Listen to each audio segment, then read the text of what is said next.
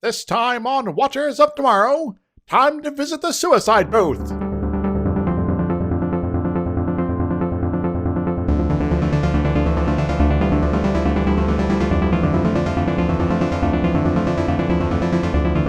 Hello everyone, I am Gepwin. I'm joined as always by my good friend Dr. Izix. Hi. And this is Watchers of Tomorrow, the sci-fi critique review something or other mishmash of random things we feel like this week show. Indeed, the episode of today is going to be whatever we feel like, really. Yeah.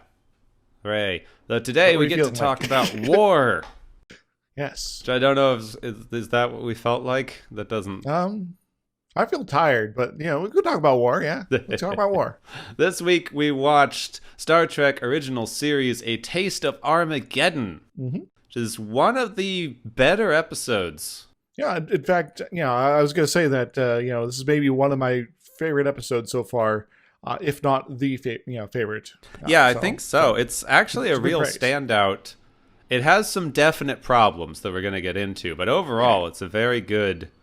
Very, very good episode, especially compared to a lot of the other stuff we've been watching. Pretty well formed. It has sort of a cohesive message. There's like a couple things. It's like, okay, that's kind of happening there, and this character's kind of annoying, but that happens. Yeah, it holds together. It didn't really drag at all. There was a lot more going on. It has a cohesive theme throughout. It has like one woman in a ridiculous outfit, but she's not really a love interest this time. Though there is the appropriate music that almost implies like such. Yeah, though they play more or less the same thing when he's staring at a wall in this episode. So that is true. This episode was written by Robert Hamner and Gene L. Kuhn. Kuhn we've seen before. Hamner has some random writing credits, but I don't think he shows up in Star Trek all that often. Yeah, I think this one might be his only, at least original series. Let me double check. Yeah, the only time he does anything with Star Trek. Yeah. He did an episode for the Time Tunnel. Yes, the Time Tunnel. And speaking of the Time Tunnel, we also have an actor who appeared on the Time Tunnel, Twilight Zone, Outer Limits. Name a sci-fi show from this era and he was on it, basically. Yes.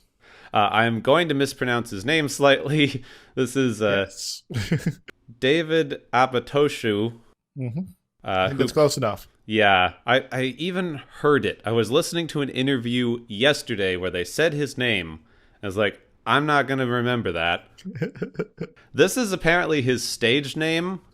He had his father was apparently a famous... I do not have that page in front of me, even though I should. His father is a fairly well-known Yiddish writer. And this last name was one that his father adopted as a pen name, and then he adopted as a stage name. So it's sort of, this is the notoriety, so let's keep on going with it here. Yeah, it's similar to their actual last name, which again, I didn't pull up the page. I should have. Oh well, that's on me. I'm tired today. We're both exhausted, but for different reasons. Yes.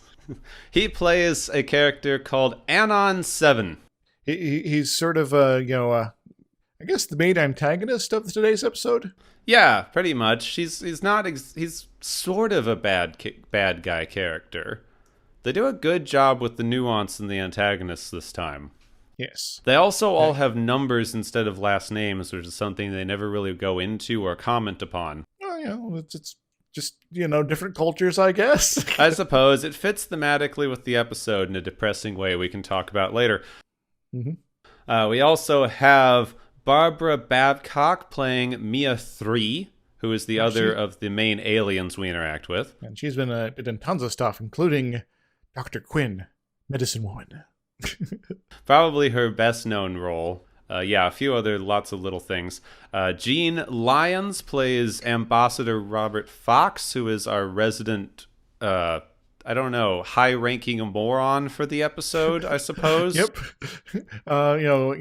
In my notes, I called him Ambassador No Fun a lot. Yeah.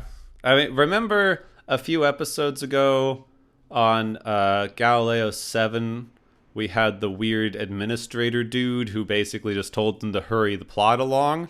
Yes, I am your ticking clock. Surprise! Yeah, But same just a guy, yes. Same character, just different motivation. Yes. It's like, I need to order you to do something stupid, otherwise the plot doesn't happen. At least they brought in a new guy to be stupid this time, instead of the crew themselves just being stupid. Yes. In fact, the crew seemed, for the most part, kind of on their game today.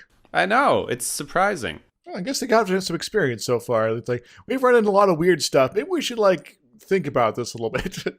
Finally, in sort of a minor role, but still probably the next most notable guest star, we have Miko Mayama, who plays the resident yeoman for the episode, Yeoman Tamura. Yes.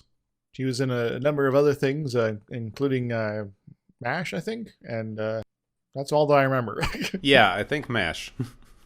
She's been in a few things. Most of these people have been in a few things overall. We're only going to comment hugely on people you've probably recognized, given that this was 50 years ago at this point. Mm-hmm. So it's unlikely you'll be familiar with people who were heavy into television in this era. There's also a couple, other random guys, a couple crewmen, things like that as well. Yeah, there's 2 security guards, a bunch of random aliens who are running around, etc., etc. Oh, let's just jump in. We have a lot of themes to talk about in this episode, so let's see how long this one lasts. Let's go. Let's roll. The Enterprise is waiting for a response to their communiques to planet Aminiar 7. They have on board Ambassador Fox, who has been tasked with opening diplomatic relationships with the planet. When they finally do receive a reply, it is something called a Code 710 that apparently means under no circumstances should a ship ever approach this planet ever. Now, is this like the planet from the Menagerie? If you go there, you're killed automatically by a super court martial, or is this just sort of a just don't mind bother? Well, this is the planet themselves saying don't come here, which Yes. given that this planet is uncontacted, is talked about as being an end-of-planet sovereignty, they basically are going to be disregarding their borders if they do this. So, should we go up to this planet that obviously doesn't want us there? Yeah, apparently, because Ambassador Fox orders them to disregard the warning. Yep. He says that in the last 20 years, they have lost thousands of lives in this sector of space that could have been saved if they had a treaty port in this area. Wait. Maybe there's some connection between this lack of treaty port, people dying, and maybe this planet where they say don't come here. Maybe. They never really go into this. It wasn't until the second time I watched it that I think he just means they don't have a, resource base in this area. So, if a ship gets in trouble anywhere near here, they don't have anywhere to go. Yeah. This is sort of, echoes, old-time, colonialism, as well as, more modern, U.S. military bases, which are just sort of dotted all over the place. Yeah. Well, we need a resupply area here. Yeah, it's more like a Pacific Island resupply base idea. Oh, as Kirk and company prepare to beam down to Aminiar, Spock reports what little they know of the planet. It is an advanced civilization with spaceflight, but they have never left their own star system. They were last contacted about 50 years ago, and they were at war with their neighboring planet. The ship that made contact, and they called the Valiant, never returned. Oh, this is getting more spooky by the moment here, guys. Maybe we should, heed the warning. Yeah, they just, I want to just say, we chastise the crew a lot for not knowing what they're doing. But everyone in this episode is we should not do this. And the dumb ambassador is it is my mission to I'm going to override all common sense and, the rules to make you do this. Yes. No common sense allowed. This is diplomacy. This guy he's just so full of himself. It's amazing. Kirk, Spock, their yeoman for the episode Tamura, and 2 security guards beam down to the planet, and their arrival was anticipated by a young woman we are introduced to as Mia 3, who congratulates them on beaming down to their division of control. Oh, yeah, that's very convenient. So this is the control of the entire planet, or what? They don't. It's just control. Okay. As they walk to meet the council, she says that she wishes that they hadn't actually come because, we told you not to, and it's dangerous. Well, I think we should point out so far that everything we've seen is this planet looks beautiful. Everything is, orderly. There's giant skyscrapers and there's green grass and everything. Everything seems fine. Kirk even points out that he hasn't seen any danger here, but she insists that it is there. But now that they have arrived, they have to be hospitable to them because, what else are you going to do? All right, it's, I guess you're on our doorstep, so I guess we got to be nice. She brings them to the leader of their planet, I guess, named Anon 7. Hello. Kirk explains that he is there to open diplomatic relations, but Anon says that is impossible because they are at war with their neighboring planet Vendikar, which is an ex-colony. They've been at war for about 500 years at this point. So this is not going to be ending anytime soon, then? Yes. I do like this. He goes, we've been at war for 500 years. And Kirk says, well, you hide it well. Yep. My notes, Kirk's just like, really? Spock reports that their civilization seems very advanced. The planet is very, very peaceful, and they have absolutely no evidence that there's a war going on. Everything seems great. Anon says that their casualties actually number in the millions every year. Holy crap, really? Yeah, that's a lot of people. He says it's like between 1 and 3 million each year. Ouch, that's horrible. Where's this front of battle? Where's all this going on? This is madness. There is an alarm, and Anon says that Vendikar has launched an attack. A wall slides open to show a large computer control room. Mm-hmm. Mia is distressed as the map lights up, and she explains that there's been a hit in the city. Oh no, that's terrible. Should we take cover? Yeah, Kirk and Spock didn't hear any explosions. Tamura scans and doesn't pick up anything on her tricorder. And even when they ask the ship, they have seen absolutely no signs of an attack. This seems very suspicious. Yes. In the war room, another map screen lights up, and Anon laments that this is what they warned them about, and it's exactly what happened 50 years ago. Anon returns from his little war room thing, and Kirk is very upset that everything has gone weird and accuses him of playing some sort of game. But Anon tells him that attack just killed 500,000 people. That's terrible. Are you sure? Yeah. He orders a counterattack, which they begin inputting into the computer, and Spock realizes that they are actually fighting their entire war only with computers. So it's all just simulated war. It's just you basically are playing a massive game of Civilization against another planet. Yes. Kirk says computers don't kill 500,000 people. Anon says that the deaths have been registered, and everyone who was killed has 24 hours to report to a disintegration chamber. What? Yes. Anon continues to explain that no civilization could ever survive being at war for 500 years, but they found a solution. Attacks are launched mathematically, people die in the simulation, but the civilization continues. So what you're saying is that you are basically, you're playing your war game, and then people still die anyway. Yes. Spock says there's a certain logic to it. Anon says he's glad he approves, but Spock says, I do not approve. I understand. I think I'm with Spock here. It's like, still, what the hell? Yes. Anon tells Kirk that since they came here, despite his warnings, the Enterprise has been registered as destroyed and the crew must now report for disintegration. Oh, that sucks. Later, Kirk and company have been taken to a holding room, even though the landing party has not been counted as casualties. Yeah, well, they need some leverage. They need some collateral, just in case. Yeah, they're just holding them prisoner to coerce the ship. Mia enters to see if they need anything, and Kirk demands to see Anon, but she says that this is impossible. Kirk makes some veiled threat, but Mia explains that all this is their duty, and that she, in fact, has been counted as one of the casualties and has to report to a disintegration chamber by noon tomorrow. So I do have one kind of observation here, that Mia was in the council chamber during the attack, or right next door to it. So she apparently died in that attack, but the council members and everyone working there did not. Yeah, they never really explain. The only thing I can think is if your house is destroyed or something, where you live got destroyed, so you're a casualty, it can't track people in real time or something. Yeah, I guess that kind of makes sense. It's I wasn't able to sort of wrap my head around.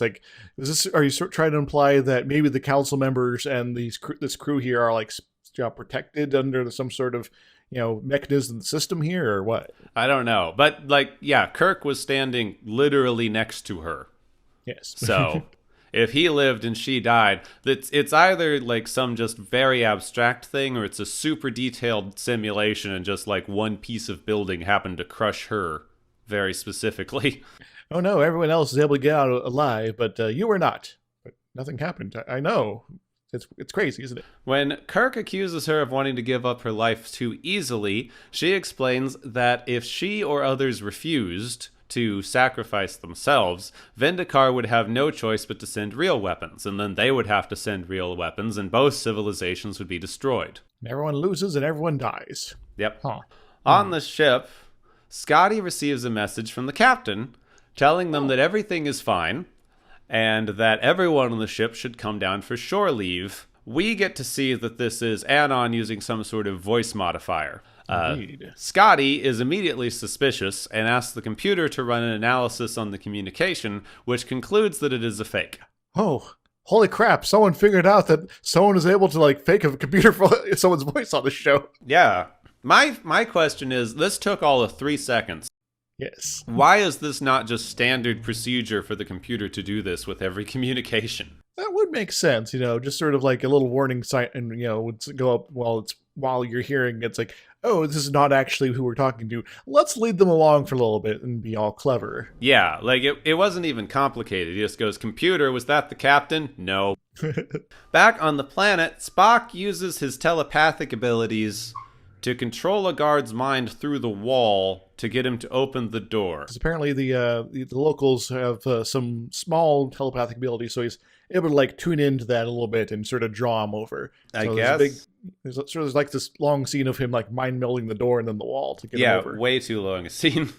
But overall, I will say that scene did kind of take a long time. But overall, I was kind of surprised that we're only getting to about halfway through the episode, because seems like we'd be in the final act. I know this was pacing. Yeah, this wasn't even halfway through at this point. So it's this one scene is stupid and drags, but it's the only one actually. Yeah. This works. The guard comes in and Kirk knocks him out. Now they've got a gun, and they go out into the corridor to find their equipment and contact the ship. Let's go, guys. In the corridor, they see a woman go into a small booth in the wall. It closes, a light flashes, it opens again, and the woman is now gone. A man follows her in and does likewise. So this might be one of those disintegration chambers they've been mentioning. Yes, they intuit that this is one of the disintegration chambers, and then Kirk intercepts Mia, who was headed for the disintegration machine. He sends Spock in to take out the guards. Spock tells one of the guards that there is a multi-legged creature on his shoulder and then neck pinches him. I found that amusing. Yeah, there's good lines in this one, even. It's well-written episode overall. Hey, why couldn't we get more from this Robert Hamner guy? I know. Kirk shoots the booth, destroying it, despite Mia's objections. And, the booth really burns up pretty well, too. It's pretty... In the control room, Anon is furious that Kirk has escaped and that they are all resisting, so he orders them to fire on the Enterprise and destroy it for their non-compliance. On the bridge, the Enterprise notices that they're being shot with something, but their defensive screens hold it off, and they apparently wouldn't have even noticed if they weren't looking at the sensors. Now, I want to point out two things, in this bit of scene here. That first off, Scotty gives a log. So I think this is the first time he's given a log like this. Yes. Second, the guy at the helm or something like that, or the con, whatever. I think is named T'Pol. Yeah, something like that. Isn't that the one character from Enterprise? Yeah, that was the Vulcan in Enterprise. Yeah. But also another Vulcan character that shows up later on, I think. This is a human. Weird. Anyway.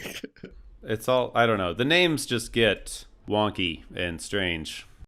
So, the Enterprise completely no-sells being shot with disruptors, because apparently the defensive screens can do whatever. But Scotty says that they can't fire full phasers when their screens are up. That's inconvenient. Yeah. He's thinking about just, bombarding the planet with photon torpedoes, but Fox enters and orders them to stand down. Well, I guess this prevents Scotty from just murdering millions of people, but Yeah, true. Scotty is a little trigger happy in this episode. Yeah. Fox believes that being fired on was obviously a mistake, and he just needs to talk to them down on the planet for a solution. Kirk and company return to the holding room they were in, because obviously that's the last place anyone's going to look for them. It just makes sense. Spock reports that they now have weapons, disguises, and an enemy communicator that he might be able to modify to contact the ship. Kirk asks Mia for directions around the facility. She initially refuses, but Kirk gives a speech about how he wants to stop all of the killing, and then she believes that he can help for some reason. She believes him, but still kind of hesitant, but still kind of wants to help. Yeah. She seems kind of torn at this point. It was a weird turnaround. At least he didn't flirt her into submission, like we've seen in other episodes. Well, I'd suspect then that, like, character-wise, she's like, well, I was kind of cool with dying, kind of. Maybe there's another way, I guess. Yeah, maybe. Anan is distressed that they have not been able to destroy the Enterprise, and that they have now one fewer disintegration chamber, so they're falling behind and might not meet their deadline for, killing all the casualties for Vendikar. Oh, no. Wait, how many of these things do you guys got? I don't know.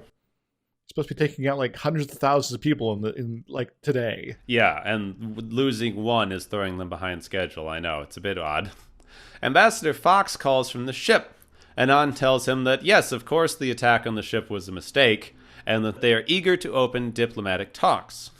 He then tells his officers to fire on the Enterprise as soon as it lowers their defenses.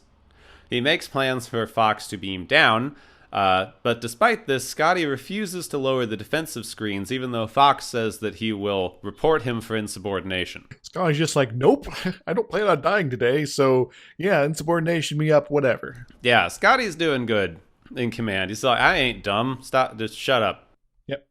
Kirk has found his way to Anon's room, but Anon is very, very unconcerned with this and makes himself a drink. He calls Kirk a barbarian, like all of us are. We are killers first and builders second. This is a theme. Thing.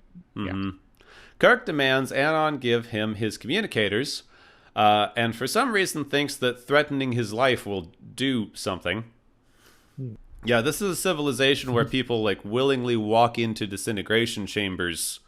Like, I don't see why you expect threatening his life is going to suddenly make him cooperate with you. They seemed very cool with their own demise here. Yeah. At peace, as it were. Anon pushes a few hidden buttons. Kirk says he's going to destroy the entire planet alone with his disruptor. This is kind of an interesting threat. Yeah. In fact, he says, I don't need a ship.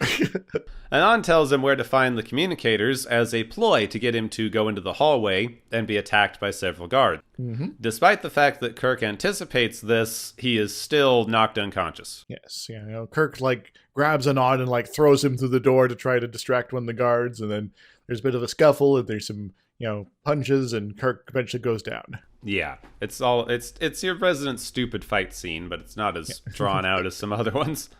Yes. I'll say that Kirk only went down because he'd been drinking. Fox beams down with his attaché, dude we've never seen before, and, dies shortly. But yep.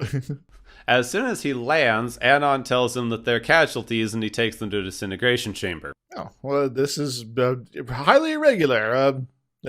What do you mean disintegration chamber? Spock manages to open communications with the ship, and Scotty tells him that Fox just beamed down. Uh-oh.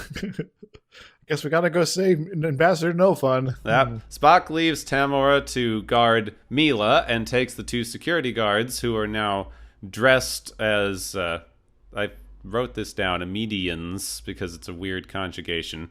They're dressed as security guards from the planet, to go save Fox before he's about to be disintegrated. Mm-hmm. They manage to do that, but in the council room, Anon tells Kirk that the crew needs to turn themselves over, because if they don't, Vendikar is going to attack and have actual, bombs and things, because they will have violated their agreement. Yeah, because remember, in the simulation, they're like dropping fusion bombs, like grade A crazy nukes and things like that. Real terrible stuff. And this is the simulated war. They're worried they're going to actually start dropping actual nukes on them. Yes. He calls the Enterprise to tell them to beam people down, but Kirk yells General Order 24 in 2 hours, and before he's pulled away from the communication device. So maybe you should have hit push to talk on that control there, sir guy. Yeah, possibly. Anon threatens to kill Kirk if the Enterprise doesn't surrender, but Kirk explains that General Order 24 is that the Enterprise is going to destroy Amini R7 from orbit in 2 hours. And Kirk's super smug about this. Well, I guess I don't get to watch you die, so eh. And in the meantime, Spock has blown up another one of their disintegration chambers. Mm-hmm. Kirk just all of a sudden commandos out and takes out all the guards and holds everyone who was in the command room at gunpoint just as Spock comes in. Well, I would like to add a little bit to that scene, because Anon is super aghast, is everything's falling apart, and he seems to be sort of asking for someone to help him, and one of the guards just kind of wanders up about to offer a suggestion, and then Kirk's aha. Yeah, they are a little distracted. It's still one of these times that he takes out 6 dudes with guns. Yes. This just shouldn't work. One guy with a gun shouldn't be able to hold up 6 guys with guns. Yes. Kirk's just I'm just going to toss the people around, and then suddenly I'm the one in charge. Yep. Kirk gives a speech about how they've taken all of the horribleness out of war, all the things that make it something that should be avoided, and now they don't have any reason to ever stop. We'll get into that. Yes, yeah. I could extrapolate more, but yeah. He and Spock then destroy the war computer.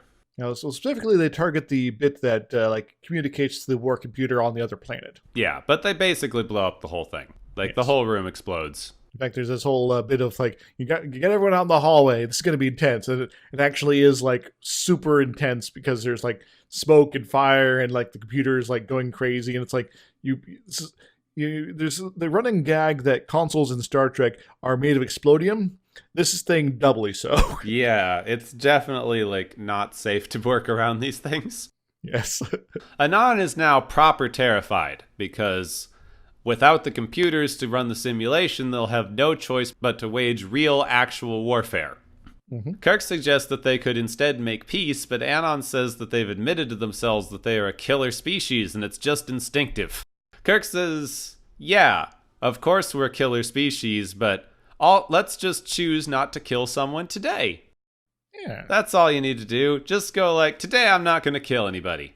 So let's play nice as opposed to just the murdering, yes. Fox decides to take pity on Anon and says that he'll help them with their peace talks with Vendikar. Wait a moment. Ambassador doesn't understand what the hell's going on most of the time. He's going to be helping? Yeah, apparently.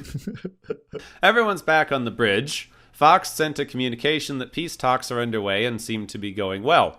Spock says that Kirk took a really big chance, but Kirk says that it was just a calculated risk because a real attack would have killed just as many people as their fake attacks, but it would have destroyed infrastructure and maybe actually ended their ability to keep killing each other.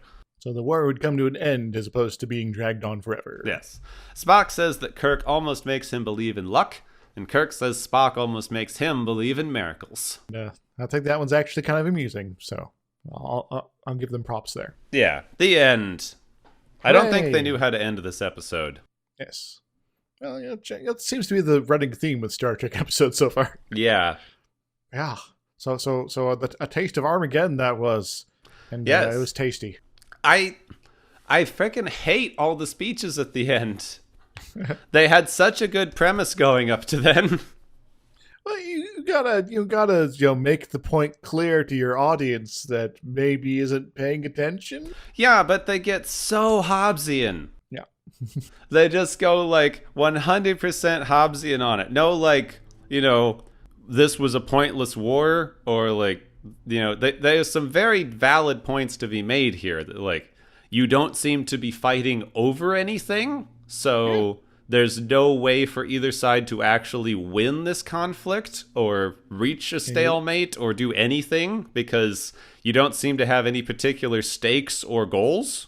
You are fighting for fighting's sake. In the very quote of fighting. Instead of getting into any kind of thing like that, they get into this dumb Hobbesian thing of men are just inherently violent and we're going to kill each other by nature. Nietzsche had a thing of that as well, of human beings are inherently warlike as part of my inner core instinctual being. So you gotta be either embracing it or suppressing it or doing something with it. Yeah.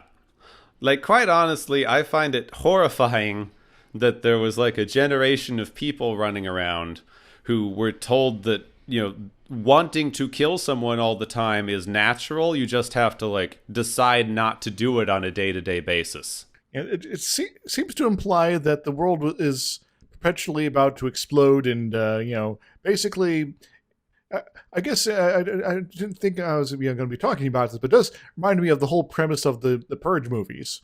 Yeah. Obviously, all the bad things are caused because of this reason, and if we just sort of give a release valve, then maybe we'll be able to control ourselves better. And that's not really true. Yeah, and it's also really undermines their analogy.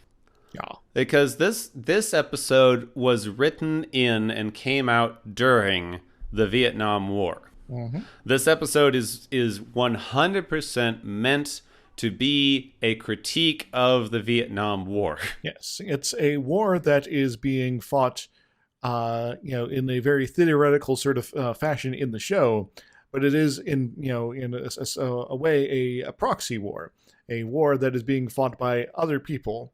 And sure, there are deaths, but the deaths are so painless and so clean that it's sort of like, well, it just this person's now no longer existing. It's no suffering, no reason to sort of be horrified. It just sort of, this is a way of life. This is the way things are. Things are just going day to day. And sure, stuff happens occasionally where, you might be called in to go to the suicide booth here. But, it just keeps things right and proper in our society here. Everything's back home is generally nice, and everything's just working out, and everything's happy-go-lucky. Yeah, it's very much their basic premise. The basic thing they keep saying, that like the people are dying, but the civilization and everything isn't being harmed, is basically how the United States has fought every war since the Mexican-American War. Kinda, yeah. Because, like, the United States is so separated from the rest of the world by oceans that, like, conflicts in Eurasia and like do not reach the United States. Like, that's why Pearl Harbor was such a massive deal to get us into World War II, because America just did not get attacked at home. It did not happen. So looking at this, like, you have the computer conflict in this, but the thing they're actually going for is, we're sending people off to Vietnam, this completely far-flung place. We have absolutely no particular stakes in this. Like, if we lose a bunch of people over there, it does not affect our infrastructure or the people on the mainland at all. Like, we have no connection to this conflict aside from people dying in it. Yeah. And so I was thinking while I was watching this episode, it's like, I wonder if there's like any sort of nefarious structure to how the selection of people is determined. And I'm kind of surprised it didn't have something like that, but I guess it might have muddled the general themes they're going for. Yeah, well, they don't go into it on that. But the reason that this idea comes up, the reason that it came up for you, I had that thought as well. So did my girlfriend when I was talking this episode over with her. And the reason this comes up is because this is not a war. Yes. This is an extreme state of peace. This is an ironclad peace treaty between these two planets. Mm-hmm. Like the amount of diplomacy and politics that would have had to go in to making this agreement function in the first place is an unprecedented level of cooperation. Yes, it's sort of a, okay, we're going to have these premises, and we all agree that this is going to be the eventual outcome. So let's work together to just kind of make it less terrible for us. And so, so what if it lasts for centuries? That's future generations have to worry about that. We're going to sort out all these detailed plans, build this computer system that's completely insane, and link our two planets together in that system. And, it basically requires them to be working together very, very closely in order to have this, status quo be established. Yeah, so the reason that it seems ripe for exploitation is because it is not a warfare, it is a system of state control. Yep. And this gets us to Foucault. So tell us about Foucault. Yeah, we haven't talked about Foucault before, I don't think. He is an incredibly influential, slightly more contemporary philosopher who's basically one of the fathers of postmodernism. Indeed. And Foucault was very, very concerned with the functions of power. Real ultimate power. Not ultimate power, like Okay. individual power, people power.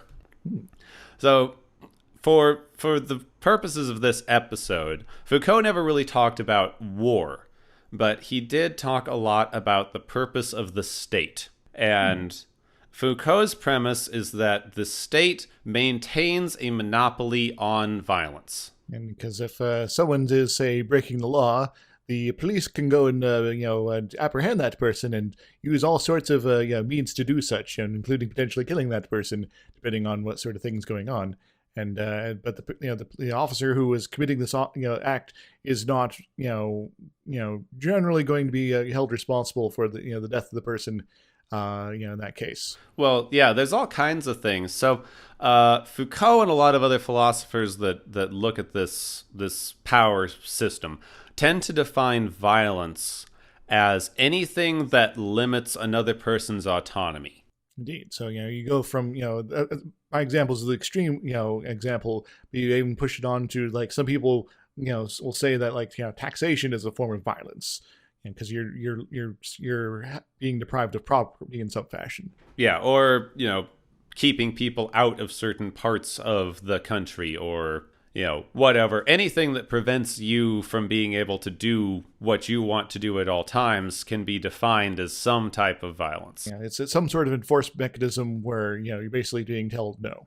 The reason that you can say that the state maintains a monopoly on and can distribute violence. Not only just through some very obvious means like the control of the military and the police force, but also through the basic framework of things like laws, because the government gets to decide and is the final word on what actually counts as violence. Mm-hmm. Like if two people attack each other, it's the government's say whether one, both, or neither is actually held accountable for that action. Indeed. So they get to decide what is defined as violence amongst people. Is this throwing a punch considered violence? Is me shooting the person with a gun violence? Or is me insulting their mother violence? Yeah, and as we've seen in many, many depressing examples in the last few years, especially in the United States, the government doles out these ideas of what counts as violence very, very unequally. Indeed. A little, a snide word from one person will get you maybe a stern look and will get you beat down in another, different case. It might come down to your class or race or even gender. Yeah, so even when you are not at war, according to Foucault, the government is still maintaining a state of war, essentially, to control its citizenry. Yes. Foucault has this quote. It says, "Politics is just the continuation of war through other means." That's kind of a tight quote there, yeah. So that's why I was looking at Foucault for this episode, because this isn't war. This is the government taking a system that they've put in place, this computer simulation, and saying, according to this computer simulation, this is how we are going to dole out violence. Indeed. And so they, every year they, kill off 1 million people or more, and it's like, oh, that's all the violence we need. So that will keep and maintain the peace in our society, and will not be attacked by those other people you've never met and that we've been at war with for centuries, like we've always been at war with East Asia. Yes. This also gets us to an interesting thing on kind of the definitions and purposes of nationalism. So there's two guys that I wanted to talk about for nationalism. One is a guy named Benedict Anderson, who wrote an essay called Imagined Communities. And his kind of premise is just, what is nationalism but a way to create an imagined community of people who have never met? So the camaraderie between people of different backgrounds from different parts of the same country who have never met. Yes.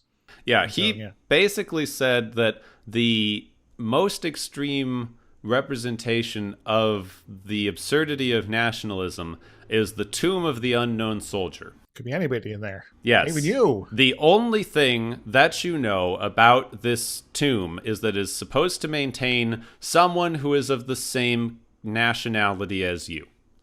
And that is supposed to connect you to them and their story on a very deep level, even though you know nothing else about them. It's effectively a variable in the sort of mathematical sense, where you have an unknown, but it's being implied that this equals you. Yeah. And then another idea for nationalism, which is very apropos for this episode and the Vietnam conflict that it is meant to be a representation of, is a sociologist named Juan Galting has this idea that nationalism and the way that it is used to remember wars, which they keep talking about in this episode, is like, if you can know how horrible war is going to be, you would not do it. This is an idea that came out of kind of World War I, the war to end all wars. We've gone through such a horrifying conflict that all we need to do is remember how horrifying this conflict was, and we will never engage in warfare again. We all see how well that worked out. Yep. It's like, well, you use different weapons now, and there's less mustard gas usually, but we keep doing wars. So Galteg's idea is that nationalistically, the only reason to remember past violence is to justify future violence. Because if you were victorious last time, it's like, well, we are powerful, and thus we are mighty, and thus we are morally justified in our actions. Or if you are the losing side of the war, it's like, well, we need to recoup our glory and make ourselves powerful again, that sort of stuff. Exactly. He had what he called glory points and trauma points. Mm-hmm. So if you share a glory point, it's like, yes, we did right, therefore we should do right again. And the trauma point is exactly as you said. We suffered this trauma, therefore we have a right to retaliate. He came up with this idea called the DMA complex. DMA complex. Which is what he believes is used to justify future warfare. D stands for dichotomy, meaning that the war was split into two parties, us and them. M is Manichean, meaning that it was an absolute. We were absolute good and they were absolute evil. And A is Armageddon. The war was important. It was perhaps even apocalyptically important. It was completely justified because it was an Armageddon-level conflict. It's definitely vibes of World War II here, by the way. Yes. So his basic premise is the only reason to remember war, quite apart from this idea that they posit in this episode that recognizing the horrors of war would prevent war, is recognizing the horrors of war can be used to justify further war. And that seems to be exactly what's going on here, technically. It's like we keep fighting because we don't want to experience the terrible things that were before we had this system in place. Yeah, it's kind of an interesting idea. They've reversed it in this episode.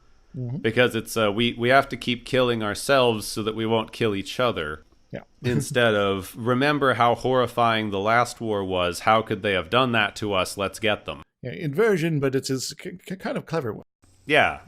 And I think overall they did a good job until, like I said, they get to all the Hobbesian stuff right at the end. And we've talked about Hobbes before, but he did have this in the state of nature, we exist as a war between every man against every man. And everything sucks and everyone's just kind of angry and evil. Yeah. And we have to sort of rein that in intentionally, and that's why we build our society and things like that to sort of constrain us so we don't go crazy and kill everybody. Yeah. But if they define the reasons for warfare as the fact that we as a species are just inherently violent, there's really no way to justify not doing it if it's just an instinctual level drive of humanity. There's like no particular reason that you should and no particular reason you shouldn't. It's just how we are. Yeah, it's sort of, it lacks a contrast point in a way. Yeah. It's like, it's like if this is how we are, then exactly what you're saying, why bother with anything else? Why not just continue as these violent, crazy people? Yeah, it's a little disappointing that that's the angle they took from this episode, because everything else they did was building pretty well. Well, I guess to a certain extent, you could argue that one should just sort of ignore Anon Sevens and Kirk's sort of banter on that point entirely, and the episode just so much more better. Yeah, it would work better. Like I wish they'd gone into like a reasonless conflict. Like you cannot win a reasonless conflict because there's no way to win. They don't seem to be fighting over anything. Yeah, well, it does seem to be the case to a certain extent. There was some, you mentioned of like, there were some disagreements about something, back in the day, and that's, well, kind of irrelevant at this point, but yeah. Yeah, they do talk about, it's 500 years, so we just keep fighting because we've been fighting. It is kind of interesting. I had it pointed out at one point that they keep talking about how this is going to preserve their culture. Mm-hmm. The people will die, but the civilization and the culture will live on. Well, that was kind of something that was bothering me in the episode too. That they're making this argument, which I have to very much disagree with, but this is like the characters are making this argument, not necessarily like the show itself. So yes. I do want to sort of, draw that apart, that culture is not like works of art. It's not buildings. A good portion of culture is the people involved. And if you are killing millions of them, you are harming the culture. Well, it depends a little bit on the culture that you're looking at, because True. This civilization has existed in a state of war for 500 years.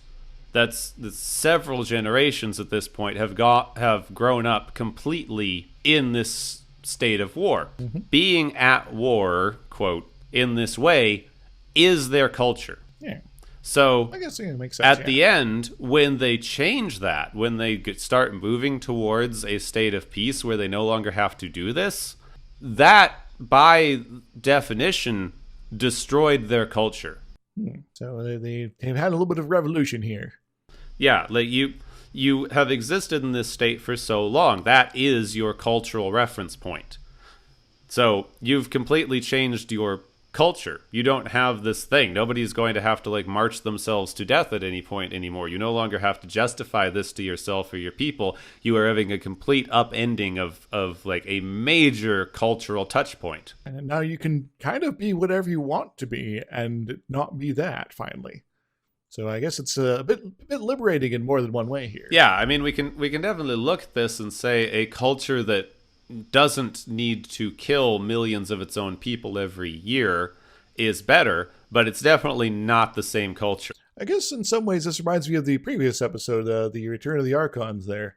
Yeah. Where they're talking about, it's like, this is a civilization that, we can't interfere with the evolution of, cultures and things like that. Well, this one's not, evolving, said Kirk, previously there. Well, this is kind of the same thing in a way then. Yeah, they did it again. Yeah. Kirk shows up, goes, "What are you doing here?" "No, do it my way." A little bit. But I guess in this instance, there was a little bit extra motivation for Kirk to, it's like, well, we don't necessarily have the, random moment where we could beam out of here and just call everything good. We actually are kind of stuck here, so. Yeah. Though, the entire time, the Enterprise could have just left. I mean, I guess you could look at it realistically and say, like, the ship was never in any actual danger.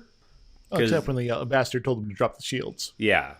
But, like, apparently, as long as those shields are up, the ship is invulnerable. Invincible Enterprise. I like the sound of that. Yeah, they do that. Apparently, they haven't figured out the idea that, like, the shields could be damaged or something yet. Every time we've seen them in a conflict, it's like, well, our screens are up, so we're good. we're semi-immortal here. Don't worry about it. You guys down there, just keep killing each other, or yourselves, I guess. Yeah. Yeah, they could have just left. Like, I mean, they would have had to kind of leave, like, Kirk and Spock there. So, yeah, but they couldn't do that. Scotty's like, I want to kill somebody, but I also can't leave the captain and Spock, I guess, and maybe those other people beam down too. That was that was the one thing that I was thinking of, not that I didn't particularly like in this episode. Like, if this was a Next Generation episode, if they'd had basically the same plot, Kirk would have beamed up to the ship, and kind of the last line of the thing would have been Scotty just going like, but there was no General Order 20. Yep. I was thinking that myself. It's like, oh, yeah, so, So apparently they do have a general order that is glass the planet. Yes. Which just kind of implied that this federation of peace-loving people might not necessarily have the peace-loving rules at play all the time here. All right, that was all of my depressing things. What are your depressing things? Well, I wanted to talk about something a little, we've gone through like World War One, we've gone through a little bit of World War Two and Vietnam. Let's go to more modern conflicts. I want to talk about drone warfare. Ooh, hooray. Yes. So one of the themes was that this particular side of the conflict is, as we've already explained, very detached from the horrors of war.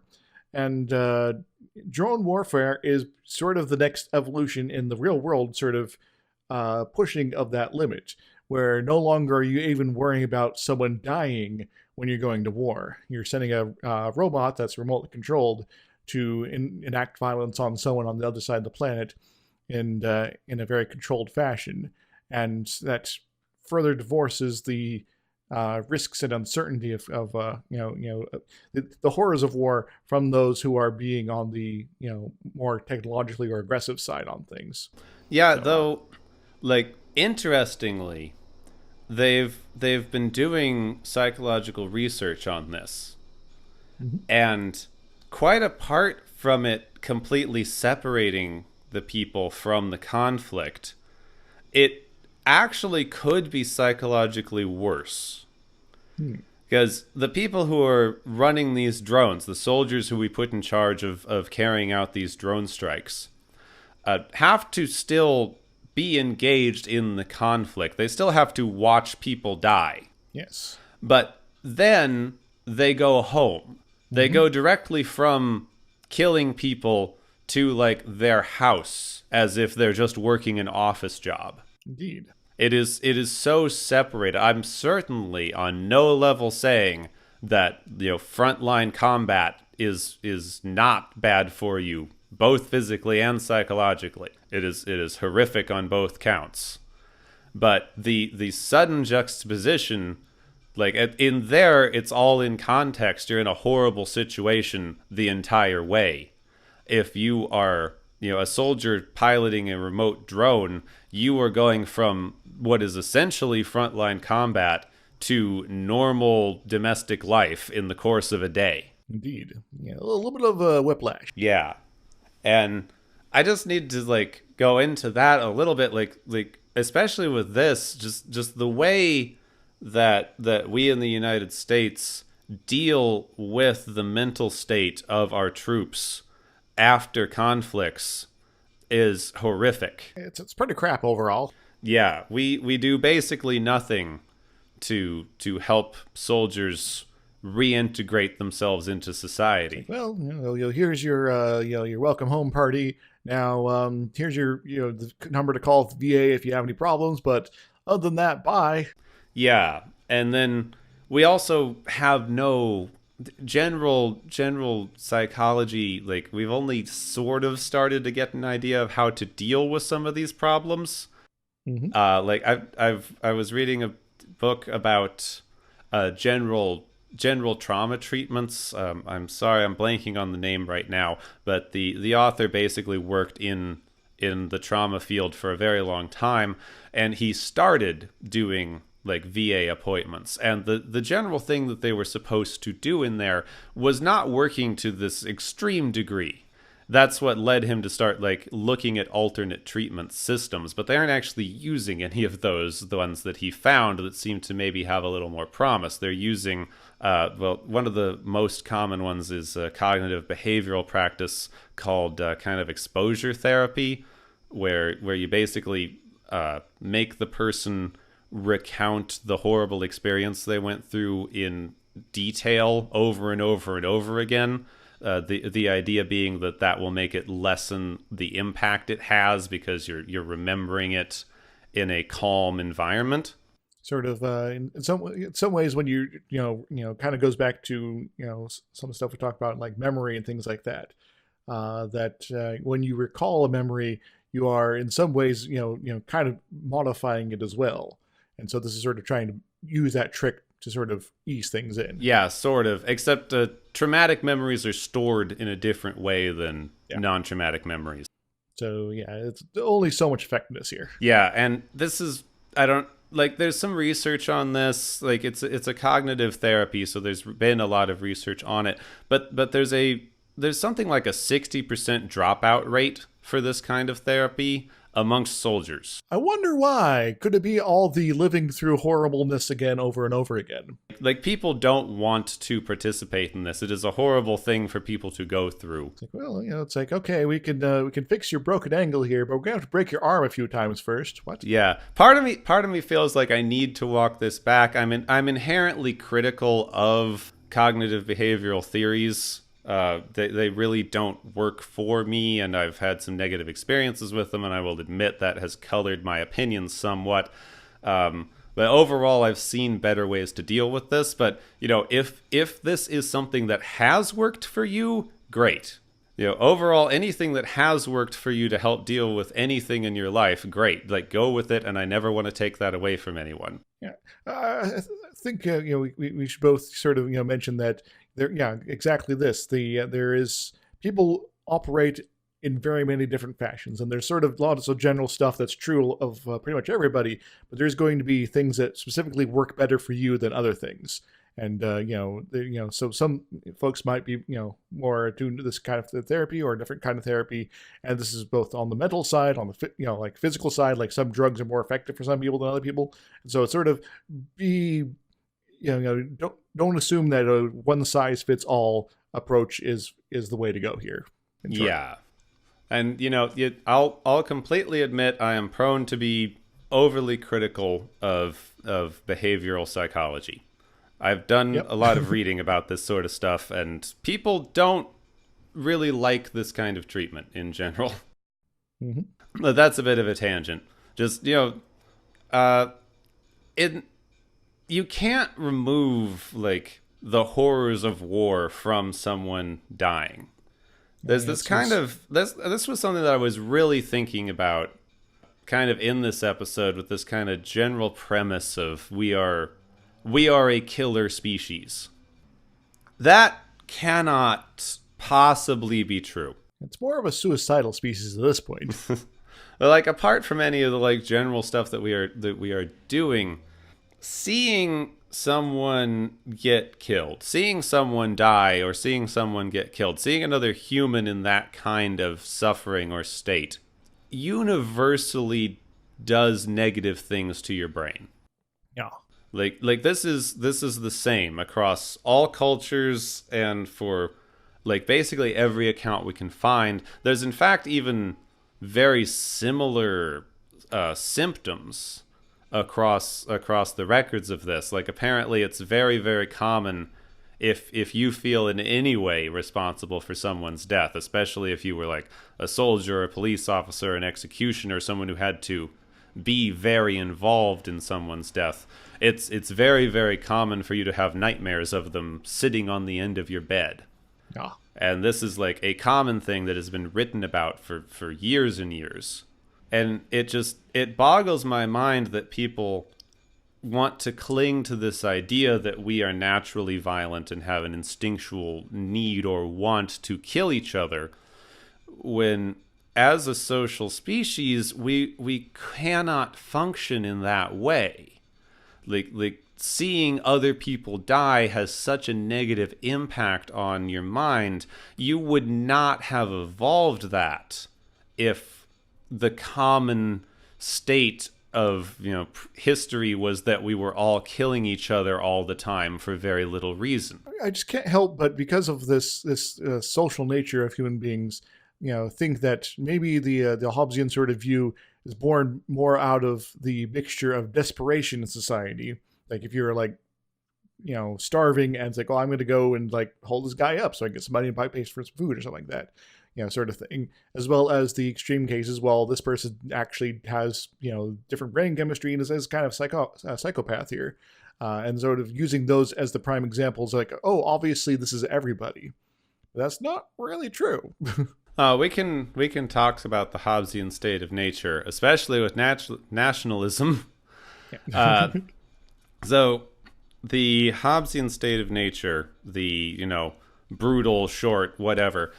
Basically, any state of nature supposes a primitive human being.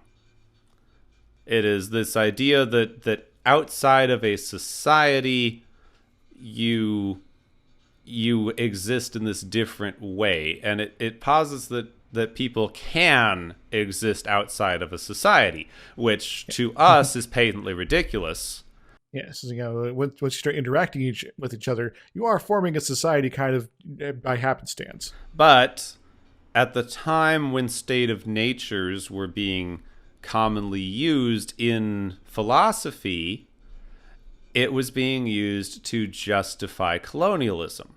Mm-hmm. Because you can find these other groups of people who don't exist in the same sort of technological way that you do, and define them as being a lesser civilization who exists closer to the state of nature. So you got this sort of like, well, I guess we can now apply our new system of betterness on them and sort of integrate them and make them part of our good society here. Because that's the only way to sort of save them from their violent ways. Yeah, and not only that, but it was largely used to justify property rights.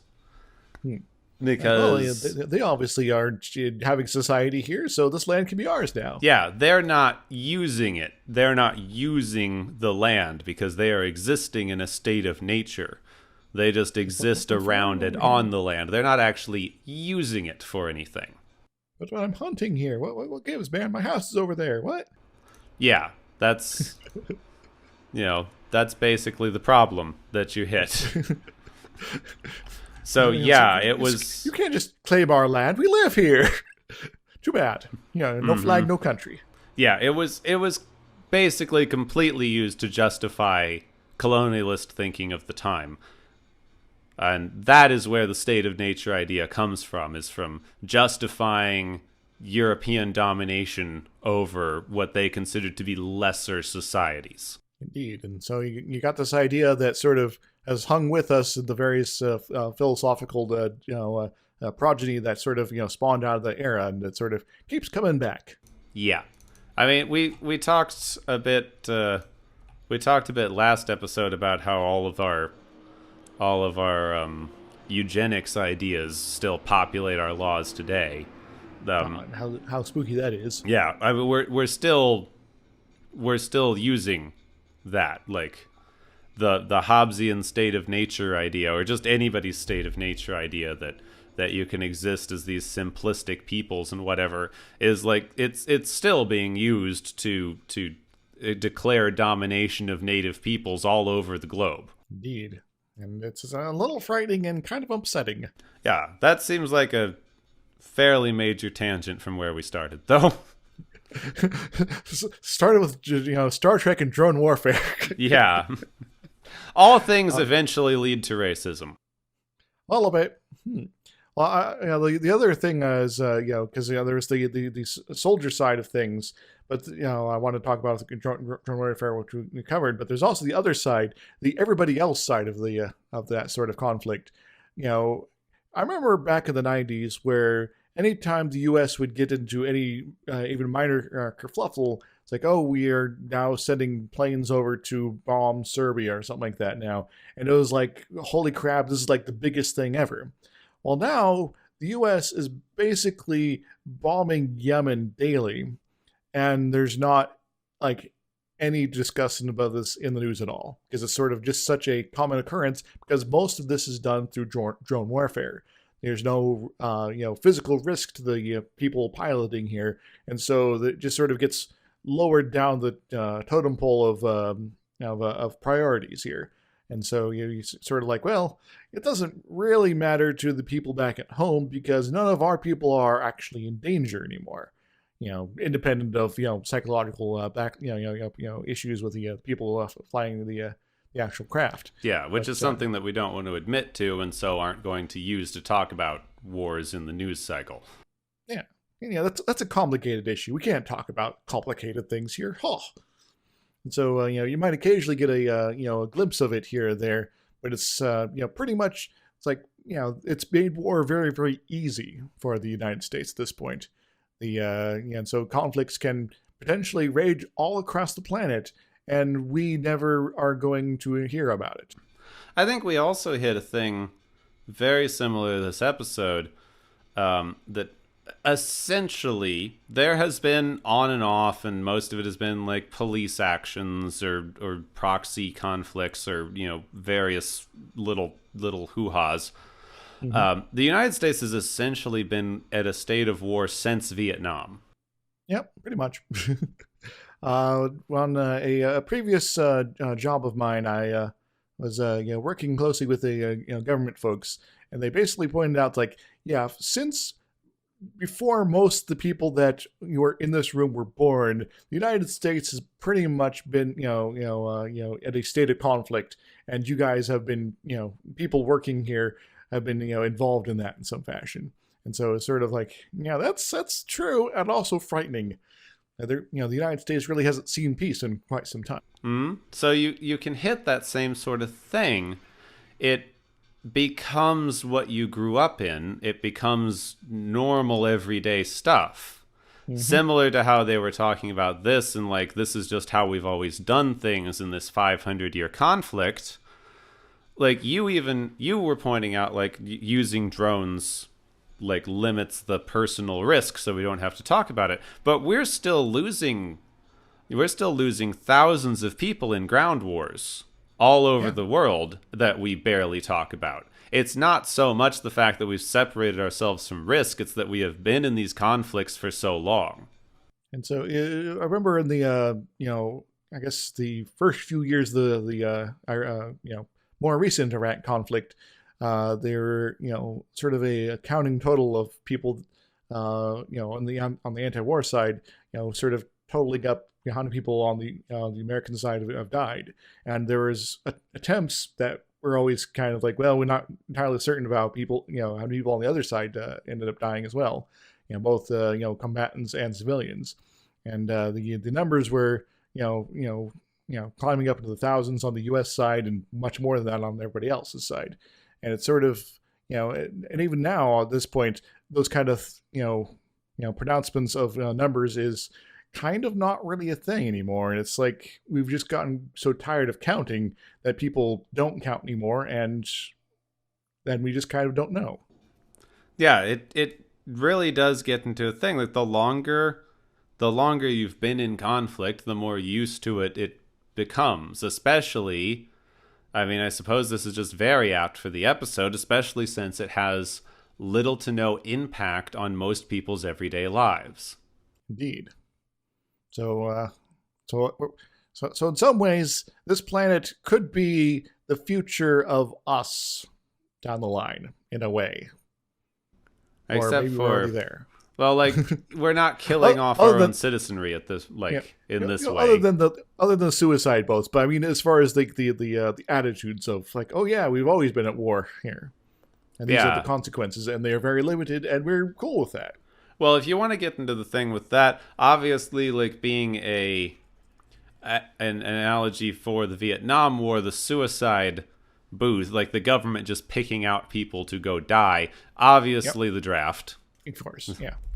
Which you could make arguments for with our current recruiting methods that target low-income areas and are coercive and do all these like various things to ensure certain types of people join the military. Yeah, it's like, well, it's no longer a lottery that still skews towards the underprivileged here, but now it's just, well, we're only going for the people that don't have money on them, or can't get daddy to pay for a super expensive education and a job for life, all that fun stuff. Yeah, you're struggling, your family's struggling, and you want to make a life in your for yourself, but don't see any of the other options. Well, here you go. You can go and kill people for a few years, and you'll come back and you'll maybe have some GI benefits, depending on what happens, I guess.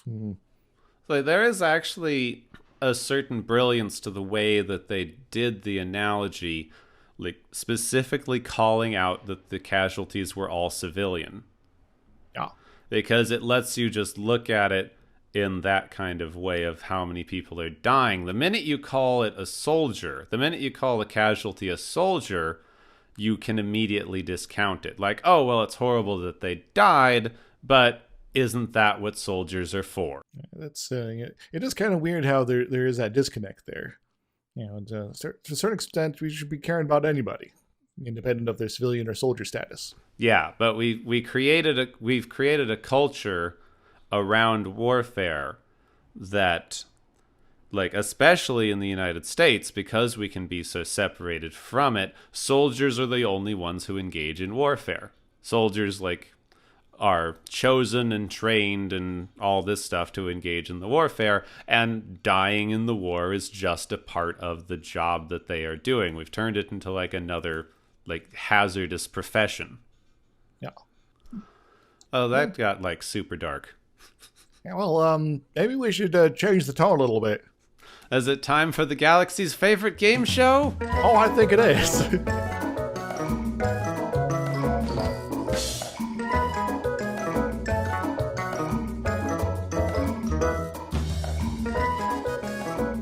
Well, everybody, welcome back to the Galaxy's favorite game show.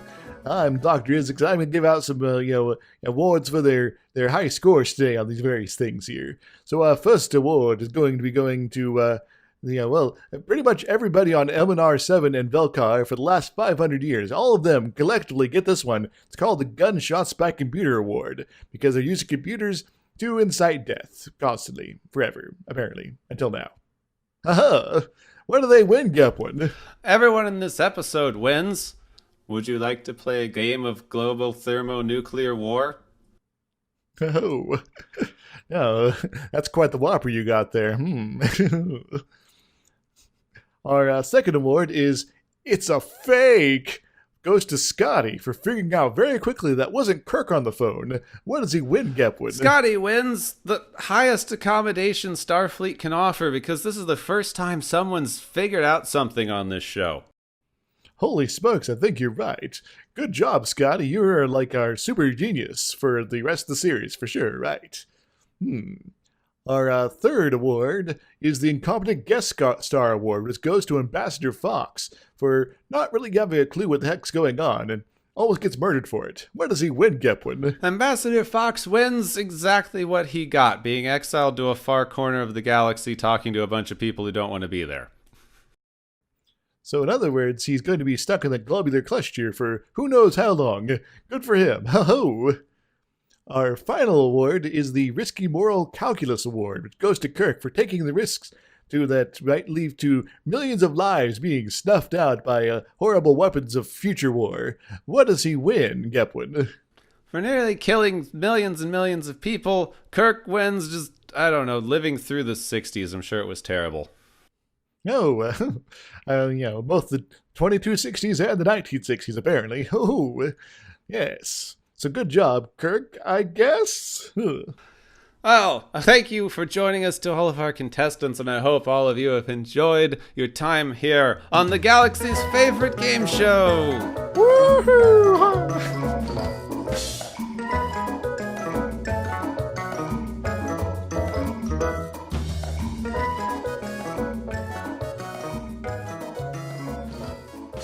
Next episode, I don't know, like, what this is. It's an episode where they're on a planet. Yeah. And they're happy. It is called This Side of Paradise. The crew is attacked by spores. Neat. That's all I know. So they're gonna get all gonna have some fun on Paradise here. They're gonna have some encounters with some fun guys. Yeah, fun guys. I mean, I guess if they are on spores and are happy, it's a weirdly pro-drug episode. So I guess we got that to look forward to. Yeah, I guess we'll find out. Yeah, I've never actually... I don't think I've ever seen this one. Yeah, I'm doubtful I've either, so This is going to be interesting. Oh, well, you can join us as we are confused, but hopefully a lot less depressing, next week on Watchers of Tomorrow. Next time on Watchers of Tomorrow, the planet of the Lotus Eaters.